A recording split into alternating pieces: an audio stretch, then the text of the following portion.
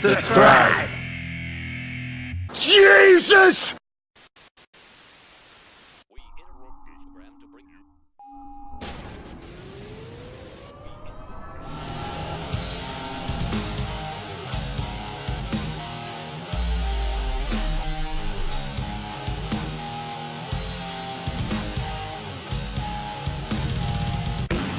Alright, welcome back to Strong Mid Card Podcast, right here on the Strong Mid Card channel.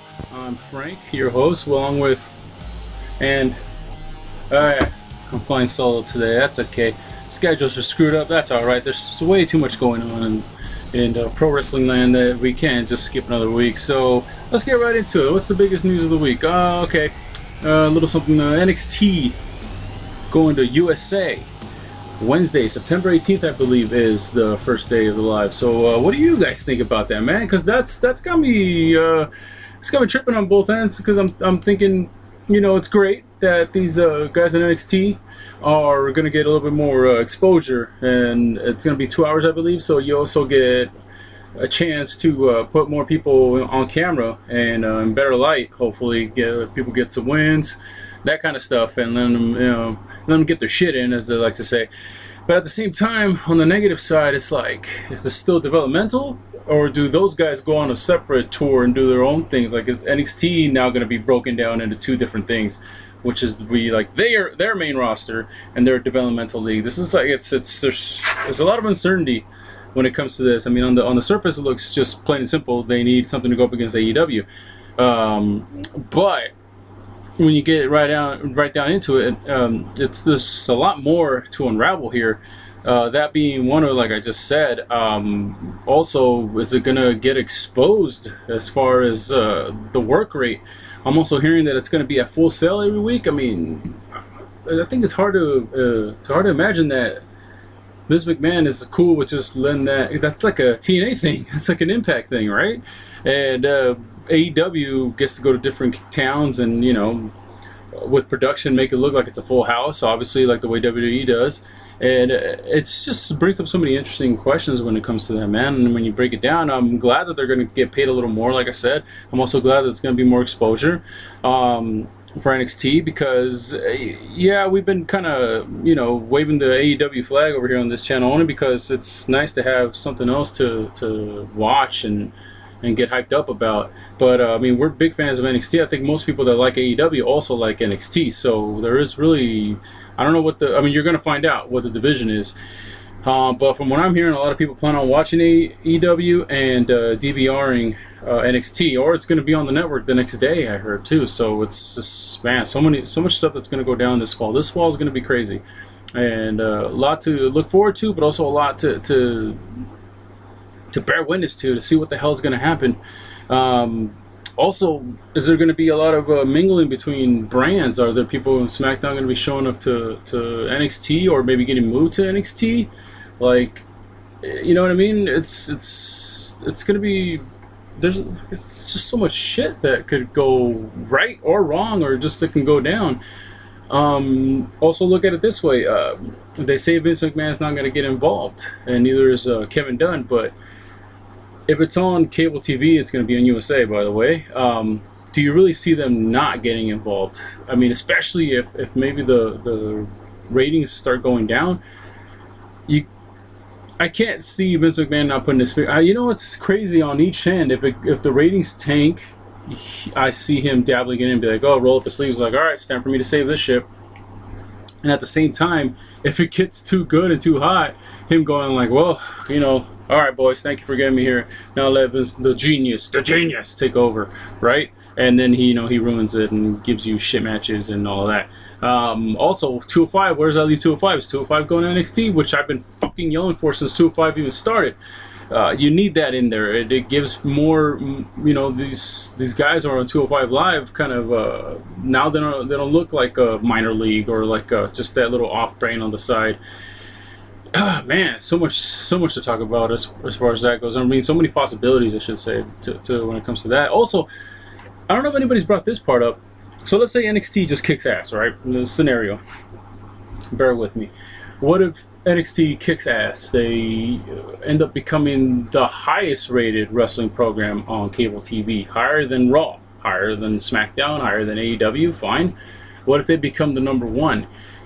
Can you guys really see Vince McMahon being like, okay, this thing that Hunter took over, that after we destroyed ECW and tried to make it a fucking reality game show, this is now the number one thing, not my Raw and not my SmackDown, but this thing is supposed to be a developmental league. Can you guys really see him letting that happen? I almost feel like he'd sabotage it, right? Because Raw's his baby. Like, there's no.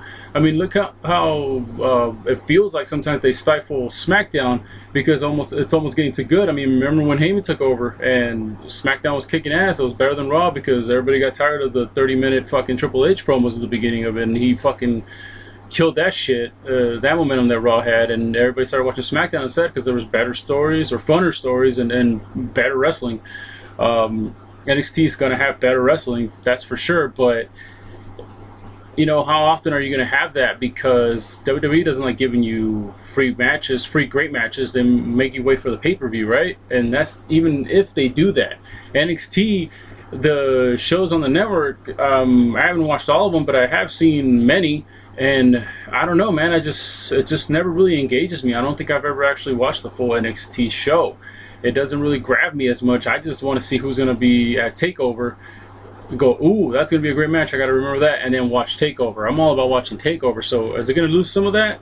Are they going to put, you know, more effort into the actual weekly program? You would feel they have to because they're going up against AEW, who's trying to gain ground here, who has, you know, they have the new car smell right now, and they have the advantage, I guess you could say, of having different matches right now because a lot of the roster hasn't faced each other on TV. So, you know, I'm sure if you've been to a few indie shows, you've seen these matchups before, but you know, they have the element of surprise right now. They can kind of do a lot of stuff. And like Cody said, that you've only seen 30% of their roster or something crazy like that. Like, they still got more. They can still bring in more people, man. So damn, Wednesdays is going to be off the chain. The War on Wednesdays, I guess, is being called, right? So, I mean, who do you guys got? What do you guys think it's going to happen? Or what do you look forward to? What are you most afraid of? Let me know in the comment section. And let's see if we all share in the same fears and the same hopes for Wednesdays. I mean, really, in reality, we win. The fans do. But we as wrestling fans have become very fickle, and people love to choose sides. I mean, you see it all over the internet. You see it all over TV. You see it all over politics, sports, and everything. People want to draw lines and they want to jump on one side or the other. I'm glad to say that I'm rooting for both brands because I love both brands. So NXT, I'm going to watch that, and AEW, I'm going to watch that as well. I'm going to root for both of them. So hopefully this makes SmackDown and fucking Raw a little bit better, and maybe hopefully gets the Sinclair group to focus more on Ring of Honor, because I know they got money. And New Japan, you know, well, New Japan, you keep doing your thing. New Japan, that's another rant for another day, man, because they got me going up and down all the time. Who's winning G1, and why is this guy not winning, and why is that guy not winning, and it's just like, All right, so let's get into what else we got. AEW All Out coming up here very quickly. The biggest news to come out of that, John Moxley got that MRSA staph infection, man, and you know that sucks. But it doesn't suck that much because you still have that match. You still have that bullet in the chamber, right? You can still use that for the first week of television or the next big pay-per-view. It's there, you know, it's still there. And Mox looks like he looks like he's devastated, but I'm sure that he's, you know, they're already planning out.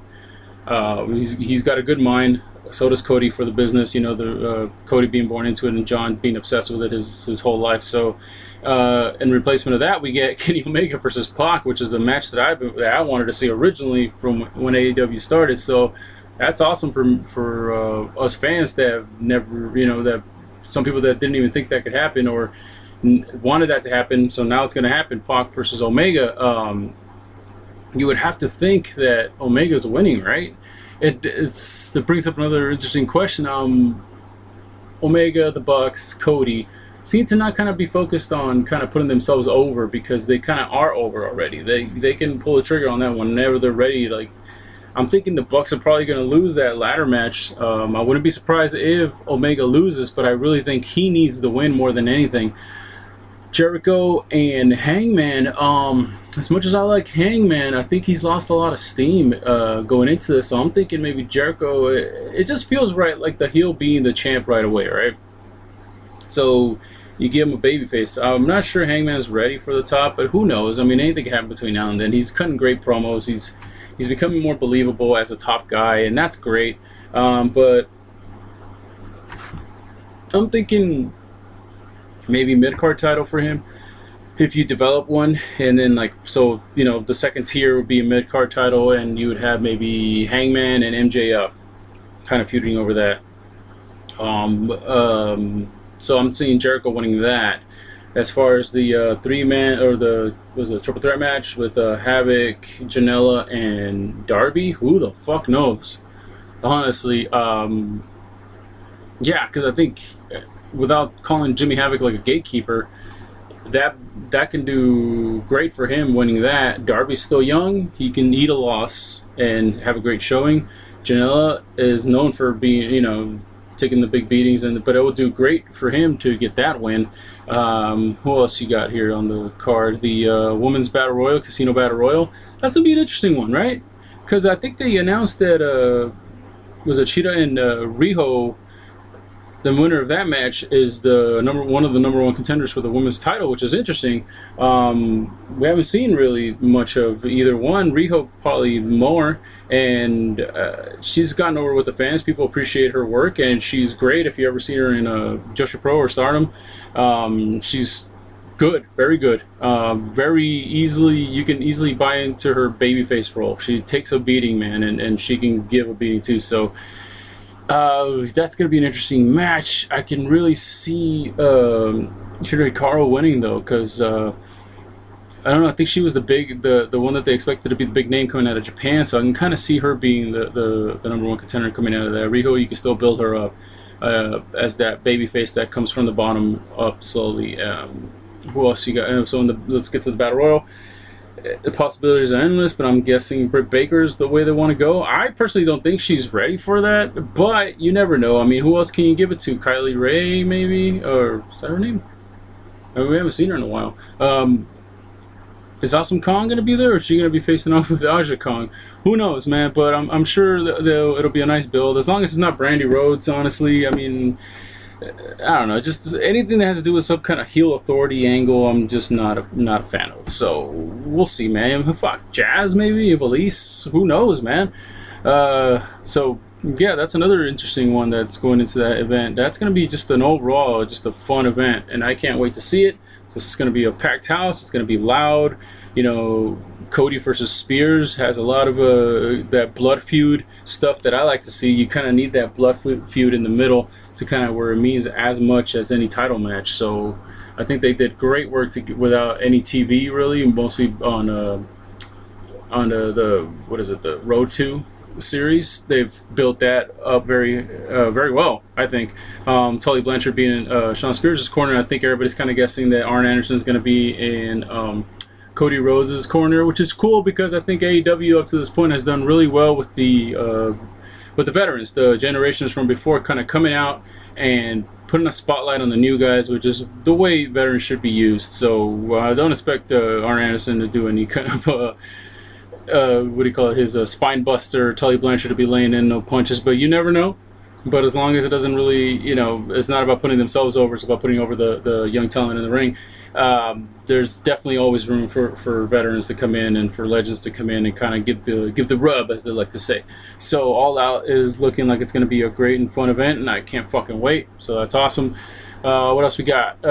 New Japan, G1. We're a little late, but let's talk about it. Kota Ibushi winning. Guessing getting that number one or getting that spot against Okada at Wrestle Kingdom. Interesting match. Okada's still top guy. They kind of, I really thought they were gonna let him win the G1. Like I thought their thing is to give him every fucking record, every accolade, everything that you can give him. Ibushi though had a great G1, had a great match with Jay White, which I don't say very often. Great match in Jay White, I don't say it very often, but that was a fun match to watch. He was working a great heel angle. Ibushi now, what do you guys think his chances are against Okada main eventing of Wrestle Kingdom? Ibushi has been the guy that's been there for a long time, right? And I've always said, like, well, he never wins an important match, and this has been his year, really. He's IC championship, and had a great match to start off the year with Ospreay, was it, Wrestle Kingdom? And he didn't go to AEW. He decided to stay in New Japan to say, this is where I want to be.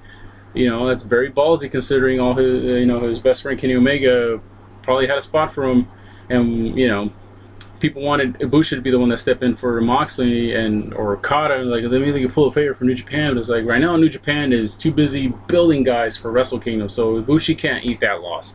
Okada can't eat that loss. Naito probably can't eat, maybe he can't, but Ospreay can't eat that loss. There's just so many guys on the road to Wrestle Kingdom right now that they need to stay strong to build that pay-per-view, because we have no idea what that pay-per-view is going to look like, really. I mean, you still have, where's Ishii going to land? He's having a hell of a fucking year and a great G1 he had, man. I almost feel like he should be headlining and just kind of like out of respect and out of love and admiration, give that guy a title run with the IWGP heavyweight title. But, I mean, probably not going to happen. But it'd be awesome to see, or even like a Intercontinental title match. Like, I would love to see Ishii go up against Naito and them tear the house down. Or like, I guess they're going with I don't actually know who the hell he's going to be fighting, honestly. I know they got Jericho and Tanahashi, which is alright, I guess, but I honestly would love to see grizzled old Jericho go up against grizzled old Minoru Suzuki. And just let them fucking brawl. And then you also got Suzuki yelling about he wants to take over and take that belt from Okada. Just a lot of stuff that needs to be sorted out between now and then. Wrestle Kingdom looks interesting from afar right now, the possibilities that they could have. So who knows, man? Because I honestly think the Naito ship is gone. I don't really see him as a headliner or winning the IWGP title anymore. Sonata, they're stop and go, and he can kind of leave if he wants, but I don't see him going to WWE. It'd be kind of they'd waste him. You guys already know they'd waste him. I mean, where's Kushida, right? Sonata is just one of those guys that, like, I always thought they were going to run with, man, because he's got a great look, very charismatic, doesn't say much, comes through when you don't think he's going to have a great match, and he pulls off a great match. Him and Evil doing another tag team title match at Wrestle Kingdom, I would not look forward to. I really think they need to separate. I think Sonata needs to get his finally. You know what I mean? Kind of pull the trigger on that guy too. They have so many guys that they can go with. As far as their expansion into the U.S., I know they had kind of a weird showing at the Dallas show, but I think the England show did good, right? I mean, as long as you keep good wrestling, that's what they're about. Less story, more wrestling, more competition driven. They're always going to have a good showing wherever they go. So, yeah, Wrestle Kingdom, who knows where the hell that's going to go. But as far as WWE goes, is there any WWE news on the NXT thing? I mean, Seth Rollins got his title back, which is nice, and he's becoming less dorky. He just got engaged to Becky Lynch, so I don't know who's booking that one, but I hate it. And what else? WWE-wise, I'm running out of time here. I got about 2 minutes. I really haven't been paying attention that much to the WWE thing, honestly, guys. Sorry about that. I don't know if you guys are either, but SmackDown, Kofi, Randy Orton, probably I think still going on. Stone Cold, Kevin Owens is kind of looking like it's winding down or it's losing its luster. They kind of took all the steam out of Becky. What else? The women's tag, who are the champions? I don't even know. Nakamura's still the Intercontinental Champion, I think. Who's the 24/7 Championship? Because that's the one, or champion, because that's the one they seem to be focused on more. Man, it's just okay. I'm kind of glad I left that to the end, honestly, because it's just frustrating me, and I don't know what the hell's going on in WWE other than NXT. So there you go, guys. There's my 20-minute rant on Strong Mid Card Podcast. Thank you guys for listening. If you were listening, I'm going to try to get the crew back in here sooner than later, and hopefully we'll do an all-out review all together, and I hope you guys enjoy whatever wrestling company you're going to watch. So, and let me know what you guys think. about this week or all the stuff that's going on this week in the comment section. Thank you guys for watching. Subscribe and like. Don't forget to follow the Twitters and the Instagrams. And I will catch you guys next time here on Strongman Cop Podcast. See you later.